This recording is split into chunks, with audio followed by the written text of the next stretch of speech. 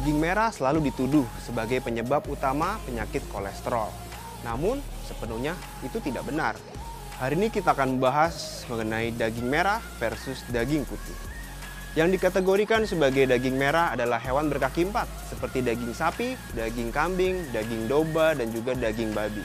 Sedangkan yang dikategorikan sebagai daging putih adalah hewan yang tergolong dengan unggas, seperti daging ayam, daging bebek, dan juga ikan laut termasuk juga dalam kategori daging putih. Yang membuat perbedaan antara daging merah dan daging putih adalah kandungan mioglobin. Mioglobin adalah suatu zat besi yang terdapat pada otot. Kandungan mioglobin pada daging merah lebih tinggi 2-3 kali lipat daripada daging putih. Hal itulah yang membuat daging merah berwarna begitu merah dan agak sedikit kecoklatan. Selain itu, ada juga kandungan asam arakidonat yang lebih tinggi pada daging merah. Sedangkan pada daging putih didapatkan juga asam lemak tidak jenuh ganda seperti pada ikan laut.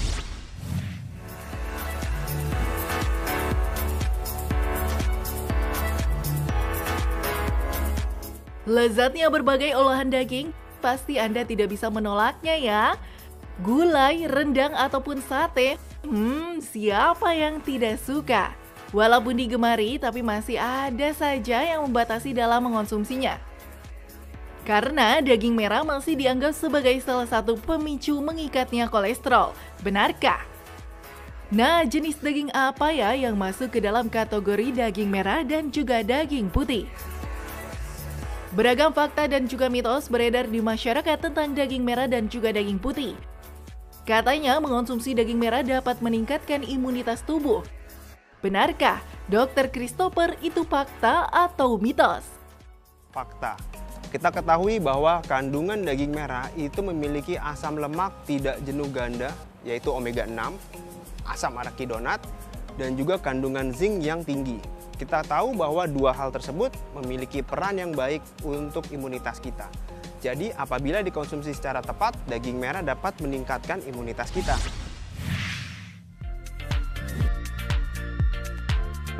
Menjaga imunitas di masa pandemi memang harus dilakukan. Tapi jangan hanya mengonsumsi daging merah saja ya, tapi juga diimbangi dengan buah dan sayuran juga. Sering merasa lelah, badan lemas dan juga pusing, hati-hati bisa jadi itu tanda dari anemia. Kurangnya sel darah merah dalam tubuh menjadi penyebabnya. Nah, mitosnya daging merah baik dikonsumsi oleh orang dengan anemia. Itu fakta atau mitos ya? Fakta. Kandungan dalam daging merah memiliki zat besi yang tinggi dan juga zinc yang tinggi.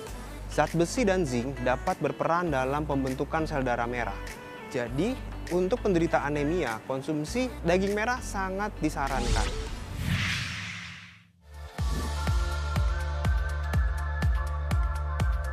Kolesterol dibutuhkan oleh tubuh, tapi kalau sampai berlebihan dapat menyebabkan masalah kesehatan serius. Oleh karena itu penting untuk menjaga kadar kolesterol untuk tetap stabil. Fakta atau mitos ya kalau daging merah mengandung kolesterol tinggi? Jawabannya adalah mitos. Kandungan kolesterol pada daging merah maupun daging putih memiliki kandungan kolesterol yang sama per 100 gramnya. Namun yang membedakan adalah kandungan kolesterol pada jeroannya. Ditemukan bahwa hati ayam memiliki kandungan kolesterol yang lebih tinggi dibandingkan hati sapi. Jadi hati-hati ya saat mengkonsumsi jeroan. Kulit manusia adalah bagian sering terpapar langsung oleh sinar matahari. Oleh karena itu, penting untuk selalu menjaga kesehatan dan melindunginya. Mitosnya mengonsumsi daging putih dapat membantu menjaga kesehatan kulit. Benarkah? Itu fakta atau mitos ya? Fakta. Karena kandungan omega 3 yang tadi sangat tinggi pada daging ikan laut, itu dapat membantu mengurangi inflamasi atau peradangan, khususnya yang disebabkan menjadi akne atau jerawat.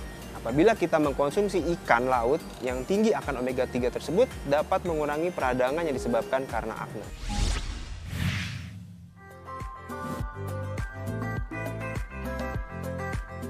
Mengonsumsi daging bukanlah suatu halangan bagi Anda yang sedang melakukan diet.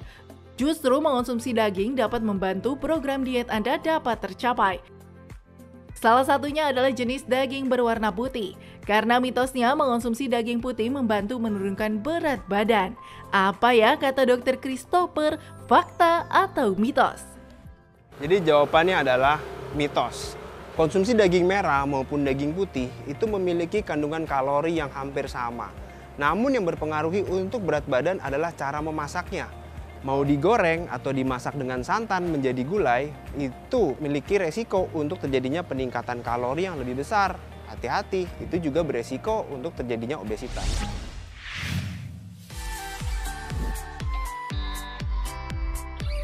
Fakta selanjutnya, katanya mengonsumsi daging merah dapat memicu kanker. Wah, kok bisa ya? Tapi itu fakta atau mitos? Fakta. Bila konsumsi daging merah diolah atau dimasak dengan suhu yang tinggi ataupun dengan pengawetan, misalnya seperti dibakar, dibikin sate, diasap, atau dikalengkan, itu dapat menimbulkan yang namanya nitrosamin. Kita ketahui bahwa kandungan nitrosamin yang tinggi dapat meningkatkan resiko terjadinya kanker pada kolorektal. Jadi, apabila mengkonsumsi daging merah, jangan dimasak dengan suhu tinggi.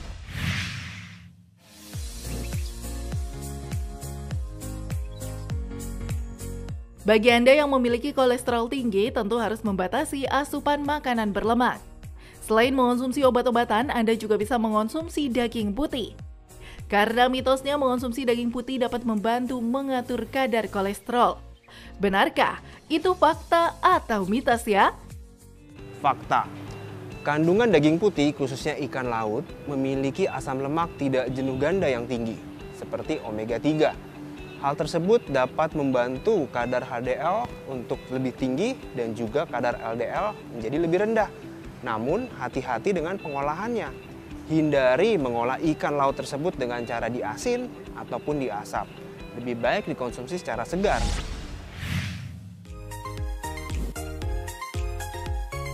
Sehat dan terhindar dari penyakit menjadi keinginan banyak orang. Selain mengubah kebiasaan menjadi lebih sehat, Anda juga bisa mengonsumsi daging merah loh. Karena mitosnya daging merah lebih sehat daripada daging putih.